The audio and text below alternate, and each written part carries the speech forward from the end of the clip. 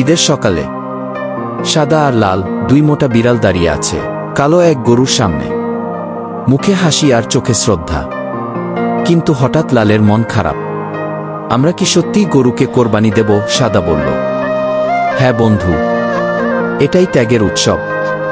লাল হেসে বলল, মানে আজ কোনো মাছ দিয়ে খাবো না?